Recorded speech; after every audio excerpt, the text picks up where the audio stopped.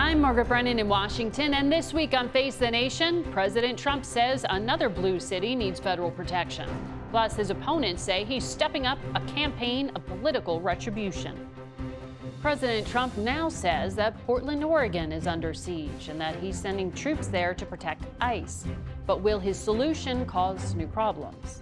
Back in Washington, Mr. Trump put his political opponents on notice after directing his Justice Department to indict former FBI Director James Comey for allegedly lying to Congress. It's not a list, but I think there'll be others. I mean, they're corrupt. But what can stop him from pursuing more cases? We'll talk with the head of the Senate Homeland Security Committee, Rand Paul. Plus, as the clock ticks down again towards a possible government shutdown, this round of the Washington blame game has the potential to hurt more than just the two parties. This time, the Trump administration is threatening to fire instead of furlough some federal workers, unless Democrats support their funding bill. Why won't they? We'll ask two key Democrats in the Senate, Minnesota's Amy Klobuchar and Virginia's Tim Kaine. Overnight, Russia launches a massive attack involving hundreds of drones and missiles on Ukraine's capital city. Republican Congressman Mike Turner just returned from the region, and he'll join us. It's all just ahead on Face the Nation.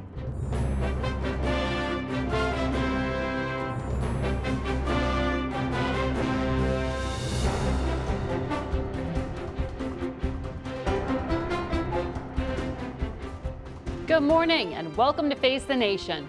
We have breaking news as we begin what is likely to be another turbulent week here in Washington. Congress faces a government shutdown deadline of October 1st.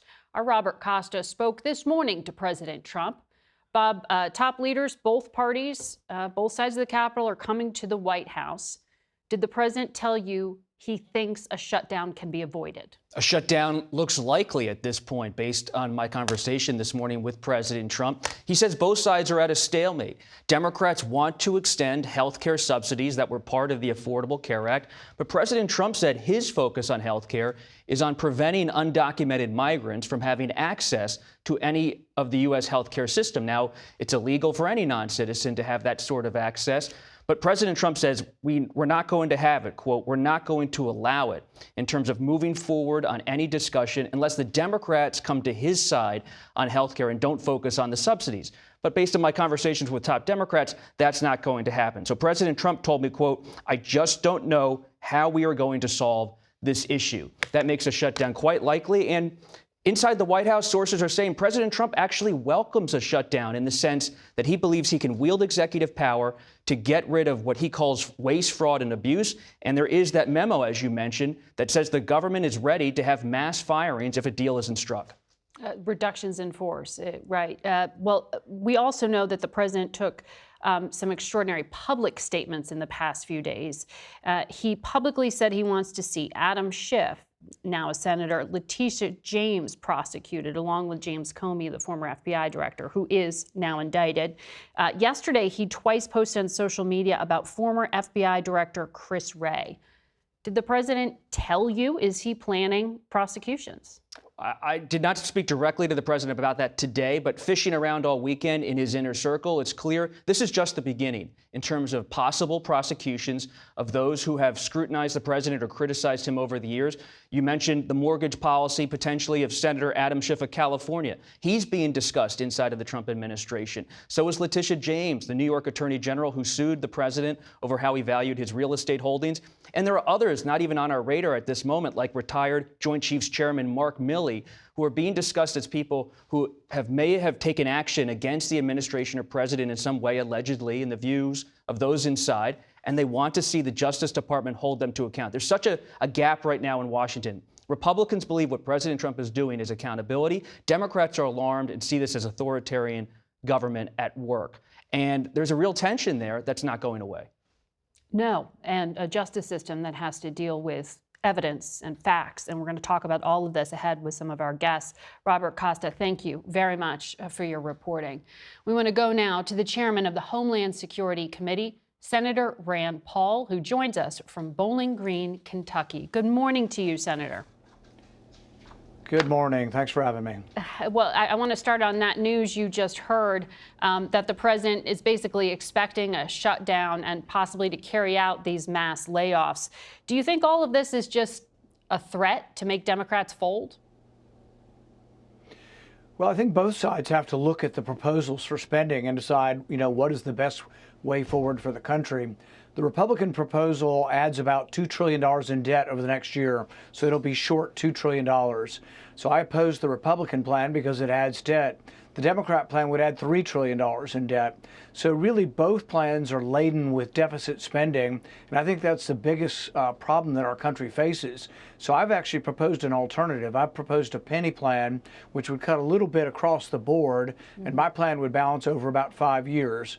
We got a vote on mine last week, and 36 Republicans supported it, 16 didn't, and no Democrats did.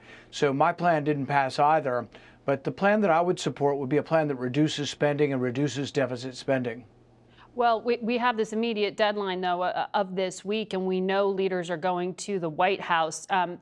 If we end up in this shutdown, do you think it is appropriate and illegal for the executive to carry out the kind of mass firings that the budget director laid out in that memo this past week? There's been several cases adjudicated now all the way up to the Supreme Court, and the president seems to have won every one of them on his ability to hire and fire within the executive branch. And I think this is understandable because in the executive branch, if the president can't fire him, who can? And so I think the president has a great deal of leeway Congress over executive branch employees.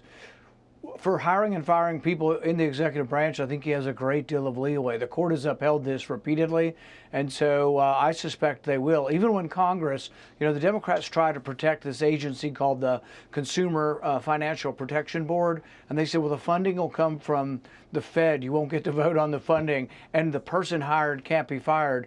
Well, he did fire that person in 2020, and the courts upheld that in 2021 in the Supreme Court. And really, since then, every case he has won. And as you know, I'm an equal parts critic of both Republicans and Democrats. I've criticized Trump on things. But the one thing is on the hiring and firing, I think he's going to win every one of those cases. I want to ask you about your role in Homeland Security. You are chairman of that oversight committee. The president announced yesterday, and I'm sure you saw his social media post, that he's going to send troops to Portland, Oregon. He called it a war-ravaged city. He said he's also going to send troops to any immigration facilities around the country which are, quote, under siege from attack by Antifa and other domestic terrorists, end quote. He said he's authorizing full force if necessary. Do you know what full force means here? Do you know what's in store? I think he has the legal authority to send troops to protect federal buildings and federal proceedings, such as courts, and that's been around since the civil rights era. We've acknowledged that the federal government will sometimes come in despite what states say. I do think it's better when the states agree to it. For example, in Chicago's a nightmare. It is literally a war zone, and the people being hurt the worst are those who are poor and living in these communities. I've been to the most dangerous precinct in Chicago, and it's just despair and sadness. Yeah. And these young boys are grown up with no families. There's no restaurants, no drugs. Excuse me? You have not been briefed on Say again, plans please? To send troops to Oregon? Not for Portland, no. Okay, because we have not yet seen troops in Chicago, though you're referencing the president's past threats to do so. In Oregon, the governor said there's no need and they don't want these troops. But the mayor said, the mayor of Portland, federal agents have been arriving along with some armored vehicles. Are you comfortable with pushing the limits here of some of these uses of either potentially troops or federal agents? I think both the people in Portland and across America have to decide about this. We had anarchy in Portland for like 6 months or a year. The city didn't even control large swaths of the city. These had federal buildings on them. And so I think there is a role for the federal government. Am I excited about it? No, I'd prefer not to have troops in our cities, or I'd prefer them only to come, with the acceptance of the local authorities. But I do think there is a role if the states will not step up. Portland did not step up, and they let their city go, they let it burn, for goodness sakes, and then they let a whole area become the city, these blocks of anarchy where some sort of local thug rule was going on. So I don't know. I think ultimately what's going to happen, and I think some of this is the president showing the politics of Republicans versus Democrats, is eventually cities like Chicago and Portland are going to give up on Democrats because their people are dying. It's their people in their community, the people who have been supporting the Democrat Party for decade after decade. They are the ones dying. It's not the people in the rich neighborhoods that are the country club Republican. It's poor people in every city is dying. And, the cities have to step up on this. Well, I'm asking about your oversight role because it seemed like the president's statement yesterday, it took a turn. It wasn't how he talked about Chicago. In fact, when he was speaking in this social media post about Portland, he used language here about domestic terrorists. And we know just a few days ago, the president did issue that executive order saying he wanted to declare this anti-fascist group Antifa to be a domestic terrorist organization. Have you seen evidence that these left-wing activists are now becoming a more organized group with national leadership, something the FBI has said in the past that they're really more of an ideology? I think you lose the description as activists once you start wielding weapons and you show up with helmets and you're breaking windows. That's what was going on apparently in Portland at the ICE building. I do think, though, that it's important when people start talking about labeling people that we realize everybody, the worst among us, even those accused of heinous crimes, will get due process. So we can't single out a group and say, oh, they're not going to get due process because we're calling them terrorists. So I'd be careful of the labels. But I'm absolutely for going after the people wielding clubs and sticks and fighting with the police and trying to get into the federal buildings. They have to be punished, and they will be. So do you have concerns, though, about designating groups with these anti-government sentiments as domestic terrorist groups? I mean, do you start worrying about Fourth Amendment violations? I don't know that it's helpful to label groups, particularly since Antifa. There are some real people in Antifa. They're real violent people, but it is an amorphous group in the sense that I don't think they have a president. They don't have a local chapter. It is more an ideology. And it was useful maybe around the world to call things terrorism, but there's different rules of engagement. When we have to go after terrorists in the Middle East, we send a Hellfire missile or a drone often. In the United States, it's much trickier to be a police. I have a great deal of respect for our police because you're right, they have to respect the Fourth Amendment, the First Amendment. And so we have to be careful with labels, but it doesn't mean we should go soft on Antifa and these people that are committing violence. All right, Senator Rand Paul, thank you for your time this morning. Face the Nation will be back in a minute. Stay with us. And we're back with Minnesota Senator Amy Klobuchar. She is a member of Democratic leadership, and she joins us this morning from Minneapolis. Good morning to you, Senator. Thanks, Margaret. Great to be on again. Well, we just heard from my colleague Robert Costa that the president indicated to him the likelihood of a shutdown and with that potentially mass firings. Do you think this is posturing, or do you worry your fellow Democrats are walking into a trap?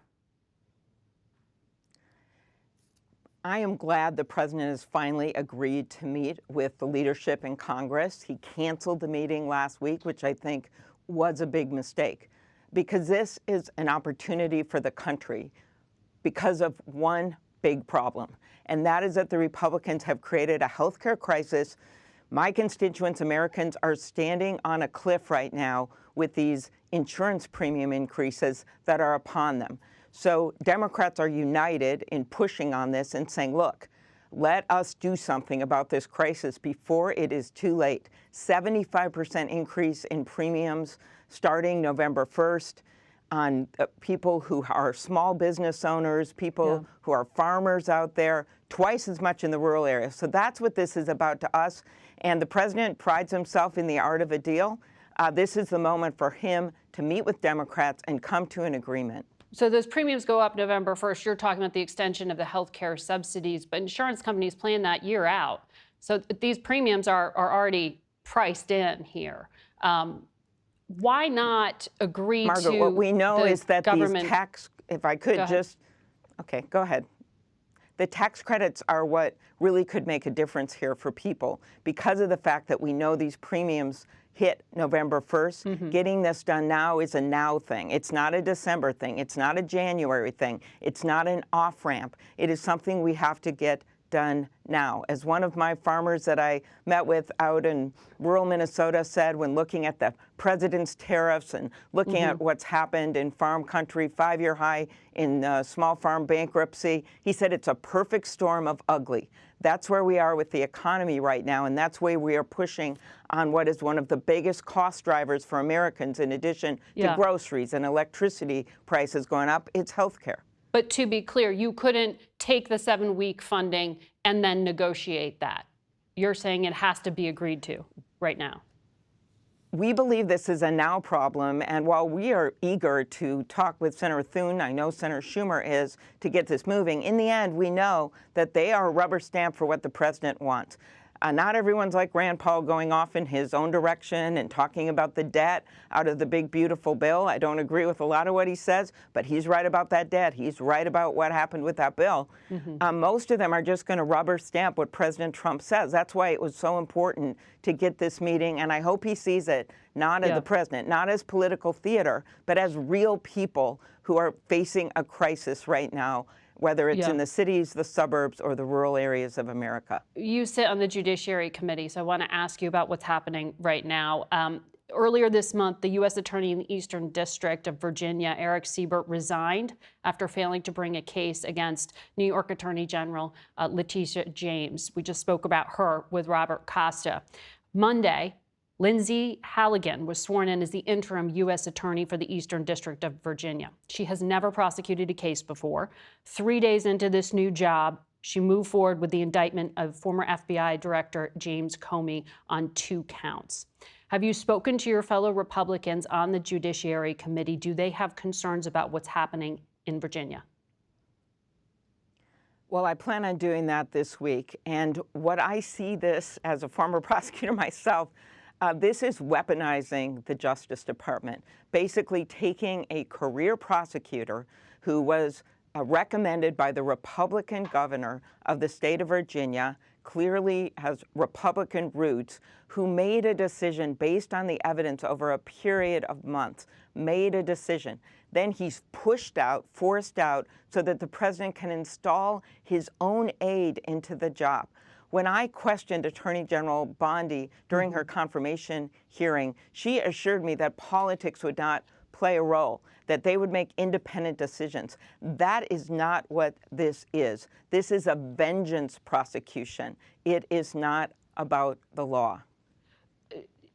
You also worked on investigating January 6, 2021 and the attack in the United States Capitol. FBI Director Kash Patel yesterday said publicly 274 FBI agents were, quote, thrown into crowd control on that day against FBI standards. President Trump also said publicly that FBI agents acted as agitators who were secretly placed against all rules, regulations, protocols, and standards into the crowd prior to and during the attack. This contradicts what the Inspector General said in a published report that said there was no evidence of undercover employees in the crowd, and that there were hundreds of special agents and employees who came in after the Capitol Hill police asked for them.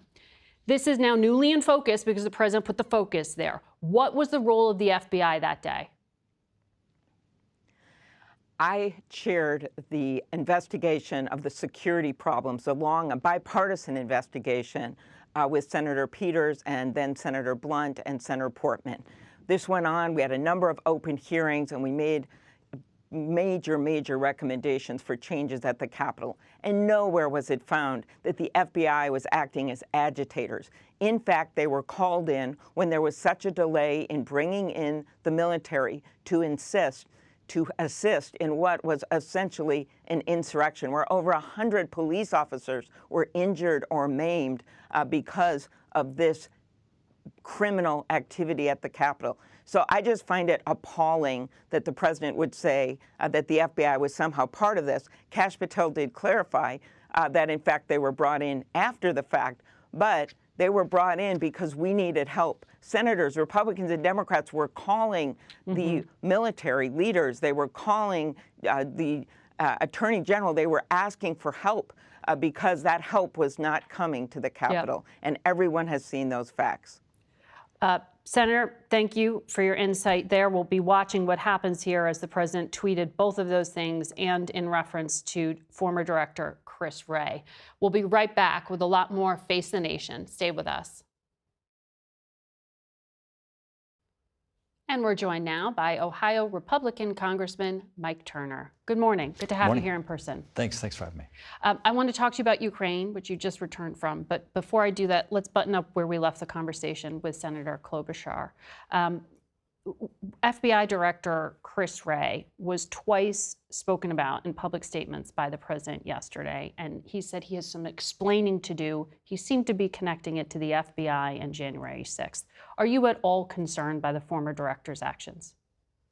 Well, I do think with this new information, there's going to have to be some explaining as to what is this new information and how does this relate to January 6th? Specifically the number of the agents, that 274? Yes, this does seem to be significantly different than what anyone has heard before. And how does this relate to the circumstances of what occurred there? Certainly, Kash Patel, as he's bringing this forward, this is going to be information that I think does relate. It really does go to everyone's confidence of what we currently know about that day. There's been a number of investigations and a number of people who've looked at this.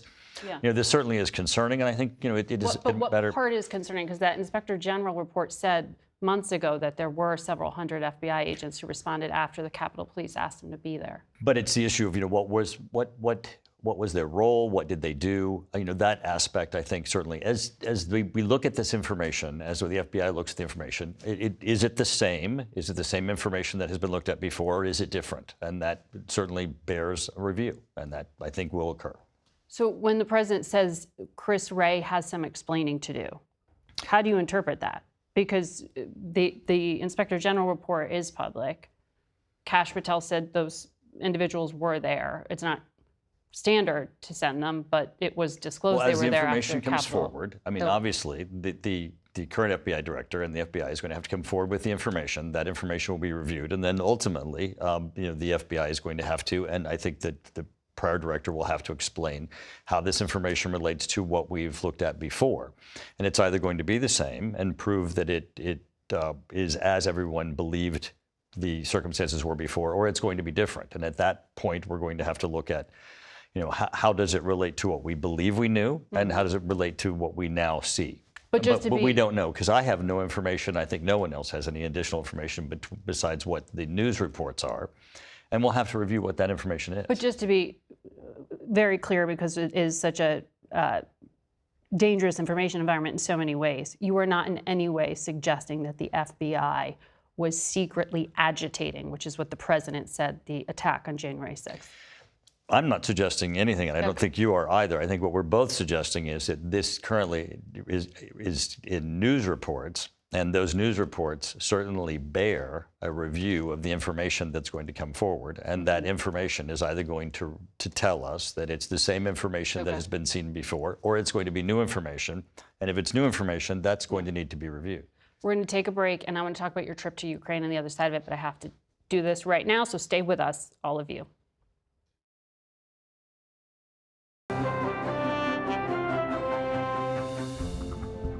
Welcome back to Face the Nation. We return now to our conversation with Ohio Republican Congressman Mike Turner.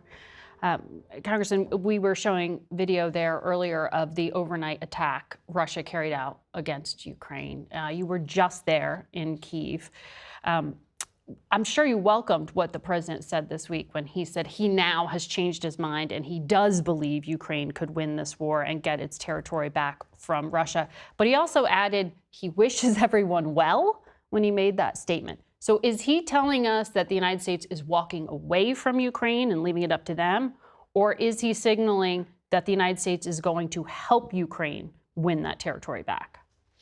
Well, we definitely need help, and this is part of the dirty secret that really where the United States really needs to step it up, and it's part of the meeting that he had with the president of the EU Commission. The United States is providing aid to Ukraine, but at the same time, the West, the EU, and the United States is subsidizing Russia and its production machine because we're buying from China and India that is buying energy from Russia, and the EU is buying energy from Russia. So we need to place sanctions on Russia so that we're not funding their economy, which is funding their ability to attack and kill Ukraine. So we're funding both sides of this. Unfortunately, there are those in Congress that want to stop supporting Ukraine's ability to defend themselves. Well, that'll just result in more attacks from Russia, as we saw last night against Ukraine. That's not going to get us to peace. The only way to get us to peace and Trump's vision of peace is to impact their ability for production, to stop subsidizing Russia's economy and their ability for production and killing Ukrainians. And that's to adopt Lindsey Graham and Brian Fitzpatrick's bill that would impose sanctions, give the president the ability to impact Russia's ability to wage this war and get us to peace. But Speaker Johnson has said before that he would put that bill to a vote. He just hasn't. And he said, oh, I need the president to greenlight it. That's not true. He has a veto-proof majority. We've had Senator Graham on this program a million times telling us this is set to go. Just give us the green light. Did Speaker Johnson respond to your request to move? No, and the momentum is here. We need to do this now. The president doesn't need to give us a green light. He's not a red light. Well, the last time not acting on it. and we're coming back, and we need to do so. We need to do so now. The last time we put on the floor the bill that would have stopped funding Ukraine, over 300 members voted for it. If we put the bill on the floor to put sanctions on Russia, stop funding their economy, it would be similar. Over 300 members would vote for it. The only way to peace is to put sanctions on Russia, continue our support for Ukraine, which is what we're doing, what the president's going to be doing, and bring this war to an end. Support Trump's vision of peace, put sanctions on Russia, stop funding their war economy. Now, what I saw in Ukraine, which is what's really incredible, is that they are winning modern warfare. What they're doing with their anti-drone technology, I mean, they are really the tech bros of the future. They are implementing on the front line anti-drone air defense technology that is winning this war. With our help and assistance, which they're going to continue to need for the long-range systems that Russia's bringing in and that are attacking Kyiv with. But what their anti-drone technology that no one else has, that they are implementing, they are winning this war. We need to be on the side of that war of the future that they're winning and support Ukraine. And I've heard military officials explain this to me, that this is like a really interesting test case to learn the lessons that Ukraine is illustrating for the world. However, in the immediate term, will the president lift restrictions on Ukraine's ability to use long-range weapons to actually attack Russia? Well, and he really needs to do so, because what's happening with that pressure that's on the front line. Because he has the old Biden policy. Right, well, he does, and that's what he needs to release, because with the pressure on the front line and the fact that Ukraine has developed anti-drone technology where they're taking down Russian drones, they're using their own drones to attack Russia, but Russia has long-range weapons that they're attacking that front line. Ukraine needs to have the ability to use long-range weapons to push Russia back. And when they're able to do that, they will get their territory back. If they are able to do that, they will win this war. And if we put sanctions on Russia impacting their ability to produce their war machine and production, they will be able to win this modern warfare, and we'll be on the right side of what this is not old-time war. This is modern war, and we're on the right side of Ukraine. You've just got to persuade President Trump to do that change in policy. When we were in France last week speaking to President Macron, I asked him about those incursions into European airspace. Some would say by Russian drones or Russian jets. Others have said they still need to investigate. We've seen drones or jets into Poland, Estonia, Romania, Norway, possibly Denmark. What should the United States be doing to push back on those provocations? You know, what's interesting about this is that what we've always said is that, Russia, once they got through Ukraine, would be testing and can continue into Europe. But what they're seeing now, because they're having this success of Ukraine, they're going over Ukraine. They're now going into Poland and Romania, and they're seeing that Poland and Romania don't have the advanced technology that Ukraine does. And instead of going through Ukraine, they're going over Ukraine. Since this is modern warfare and Ukraine's winning it, they're seeing that the old war is actually old Europe. Mike Turner, thank you for sharing some of your insights, what you learned on the ground in Ukraine. Thank you. And we'll be right back in a moment, so stay with us. We turn now to Virginia Democratic Senator Tim Kaine, who joins us this morning from Richmond. Good morning to you, Senator. Morning, Margaret. You have, 140,000 federal civilian workers in your state, one of the highest numbers in the nation. How concerned are you that you will see mass layoffs if we go into this shutdown that the White House says they are preparing for? Well, and I think your reporter, Robert Acosta, said they're even welcoming it. We are really worried about it, Margaret. When Ted Cruz forced a shutdown of the government in October 2013, it hurt Virginia pretty bad. And when Donald Trump forced a shutdown of the government in late 2018, early 2019, it hurt Virginia pretty bad. And this one would be the same. The only thing about the president's threat to fire more people is he's already doing it. And instead of threatening, he should just be meeting to negotiate. We came near shutdown deadlines during the Biden administration, but we never shut government down because the president would sit down with congressional leaders of both parties and would find a path forward. And that's what we've been asking for since the Democrats put an alternate plan on the table on September 18th. Just sit down and talk with us. And finally, he has agreed to do that tomorrow. But if your reporting is to be believed, he's sort of going into it reducing expectations improperly. He should be doing what presidents do and saying we're going to find a deal to keep the government of the greatest nation on earth open. But is it enough of a deal to say take the short-term 7-week funding deal and we'll continue to talk about these health care subsidies that Democrats say they are so concerned about? I mean, is it really worth the risk? Here's my thought about this, Margaret, this my personal view. We've got to solve this health care issue, and Republicans are saying the same thing. Mike Johnson has said it. Senator Cornyn has said it. Senator Hawley has said it. Senator Murkowski has said it. We're asking to fix a problem that even Republicans want to fix. I don't think we have to have every detail pinned down with all the I's dotted and T's crossed in order to do a short-term extension. But I do want to see that Republicans are saying, you're right, we can fix this, and here's the path to finding a fix. And the second thing we need, which is so reasonable, we're just asking, if we do a deal, please don't, Mr. President, sign the deal and then immediately the next day starting to take away funds, rescinding agreements that you just made yesterday. A deal should be a deal, and we should all agree that Americans should not see their health care suffer, their premiums spike, and people lose insurance and providers close. We've already had providers in Virginia announce that they are closing their doors because of the bill that the Republicans passed in July. And this is happening all over the country. Let's just do what's right by our constituents and fix it. I want to ask you another question specific to Virginia, and that is what is going on inside the judicial system. Back in August, it was the U.S. Attorney for the Western District of Virginia, Todd Gilbert, who suddenly resigned. Then, earlier this month, the U.S. Attorney in the Eastern District of Virginia, Eric Siebert, resigned after failing to bring a case against New York's Attorney General Letitia James. What is going on here in the Virginia court system? Margaret, it's pretty darn plain. The president nominated 2 U.S. attorneys in Virginia, both with Republican bona fides. Todd Gilbert in the Western District had been the Republican Speaker of our House of Delegates. He resigned as a legislator to take the Trump appointment. President Trump's team interviewed these candidates, approved the candidates, nominated the candidates, and then even appointed them into the interim position. But both were forced out because they said their integrity as prosecutors would not allow them to genuflect to Donald Trump. And in Todd Gilbert's case, they wanted to force him to demote a longtime career member of the Western District of Virginia who had served under multiple administrations and presidents. He refused to do so.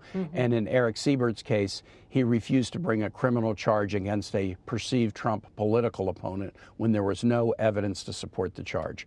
President Trump spending time going after enemies, trying to figure out a way to give $20 billion to a friend, the Argentine government, instead of dealing with the challenges we elected him to confront.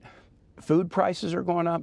Building supplies are going up, school supplies are going up, energy costs are going up, healthcare costs are going up, and Donald Trump seems to be focused on a retribution campaign. You got to focus, man. This is an important job. It's time to focus. Well, when it comes to those Virginia cases, have you talked to Siebert? Have you talked to Gilbert to understand why they felt they had to resign?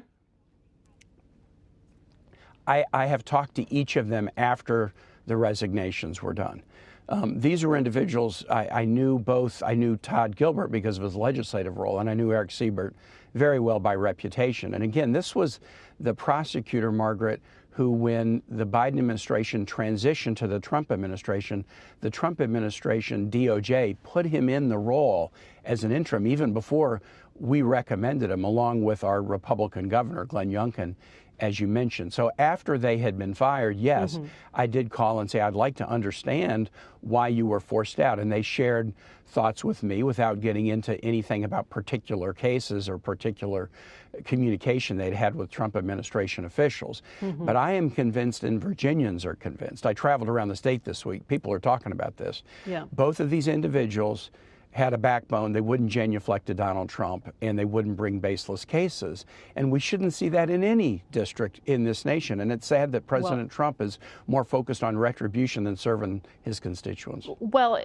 that Eastern District did come forward with this indictment of former FBI Director James Comey. Yes, it was just a 2-page indictment, no evidence presented publicly here, but it was convincing enough to 14 of 23 people sitting on a grand jury. Can you really say there's no there there? Well, a bare majority. As you know, Margaret, there's 23 people on a grand jury. They need at least 12 votes to get an indictment. And yes, they got their finger over the bar with 14, although the 23 wouldn't agree on one of the charges that the U.S. attorney was pushing. So we will see what this case is about. It is odd that the indictment has so few facts. And I found it very odd. I used to practice in this court.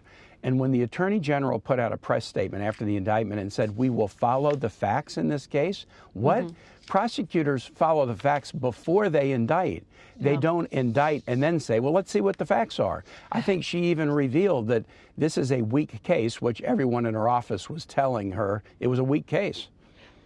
You, on your armed services role, I want to quickly ask you, you have said you are supportive of the creation of a Palestinian state. And we saw at the UN this past week, a large number of members just simply walked out when Israeli Prime Minister Benjamin Netanyahu spoke. It was a statement. Tomorrow, he's going to be at the White House. Ahead of that meeting, President Trump said this. I'm not allowing Israel to annex the West Bank. There's been enough. It's time to stop now, okay? That's a strong statement. Do you know how the United States should enforce that? How do you force Israel to step back from annexation? Well, I was very heartened that the president said that. And you're right. I support what the United States voted for in the UN in 1947, a state of Israel and a state of Palestine. One of those promises has been met, one hasn't. And we need to be on a path for a Palestinian state that's demilitarized, where Hamas plays no role in its governance. And until we find that path forward, we're going to have continued cycles of violence that are bad for Israelis, bad for Palestinians, bad for the region. So I hope the president, who by all accounts has a strong relationship with Prime Minister Netanyahu, makes plain that we are against annexation.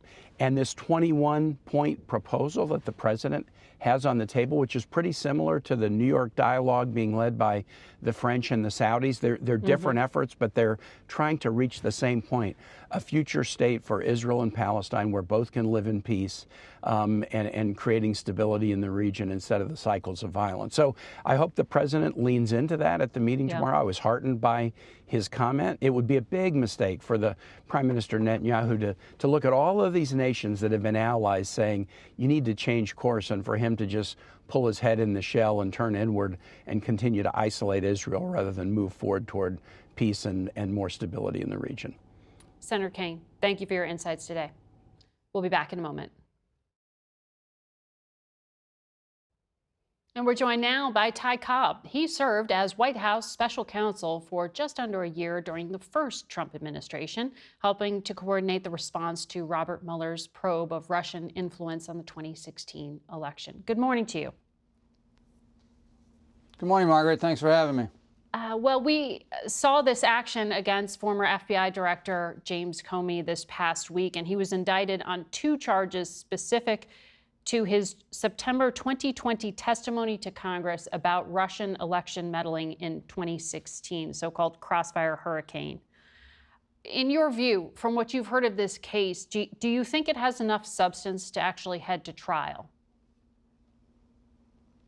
I don't really. As you and Senator Kaine discussed briefly moments ago, that the grand jury rejected one of the counts, the top count actually in the indictment, approved two, but by a very slim margin, 14 out of 23, in a process where there's no defense attorney in the room and the standard is merely probable cause.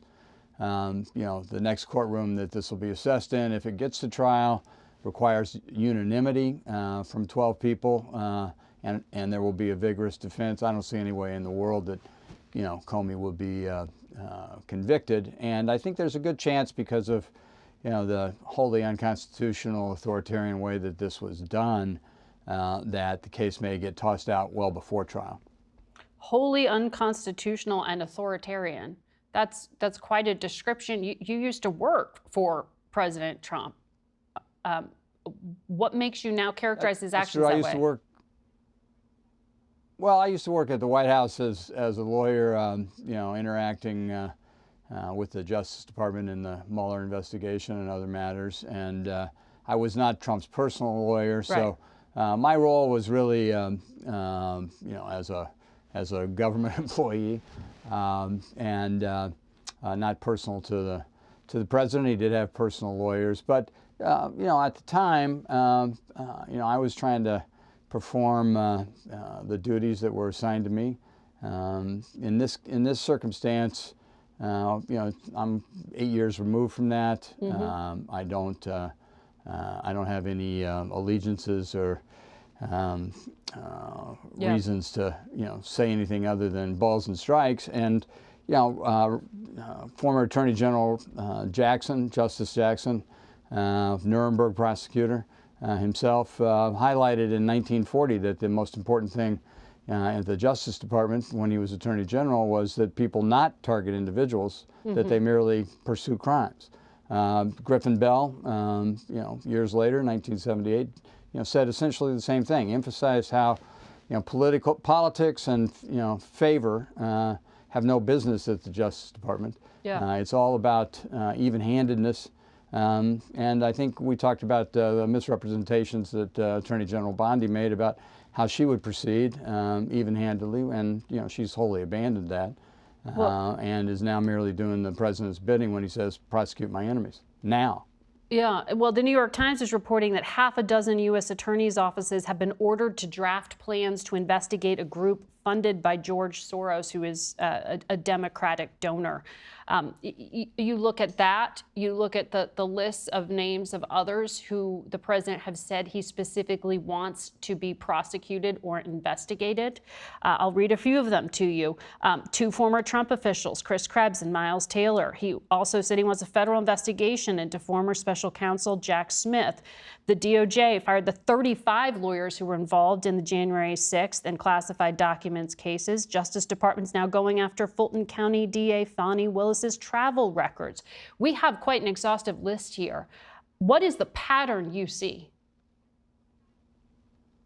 Well, I think if you go to 30,000 feet, what you see is a lot of moving parts, but simple themes. The simple themes are rewriting history. Trump wants to rewrite history so that the next generation may not know that he incited a violent insurrection, refused to peacefully transfer the power of the presidency after losing an election, stole classified documents and showed them to friends and guests at Mar-a-Lago, and that he was a criminal. I mean, he's a convicted felon. Anybody involved in those events that offended him, they're in real danger. So you have the rewriting history stuff. The mm-hmm. U.S. attorney that he appointed as personal lawyer, Lindsay Halligan. Her role previously in the administration was trying to eliminate the theory that America had slaves at the Smithsonian. She was there to whitewash the Smithsonian. Yeah. And paint America as something that it isn't. I mean, America needs to learn from the mistakes and lessons that we've had and one of the biggest mistakes that America ever had was reelecting President Trump. Well, a number of Republican lawmakers are declining to speak out and are leaving the door open that these cases are legitimate. Do you think that the judicial system can resist what you are saying here as just simply politically motivated pressure? I think that's an excellent question. I think, you know, the founders, when they drafted the Constitution, Article 1 is to Congress, and Congress has the greatest powers under the Constitution: spending power, war power, impeachment. Congress is really there to check the presidency. Yeah. Congress has been neutered by the cowardice of the Republicans. Mike Johnson won't even seat recently elected Representative Gravolja because he doesn't want her to tip the balance on the Epstein book. So Congress is totally in the tank, and the judiciary is doing its best. Sorry. I'm going to have to cut you off. I'm sorry, because we're out of time there. Ty Cobb, thank you for your time. We'll be right back. That's it for us today. Thank you for watching. For Face the Nation, I'm Margaret Brennan.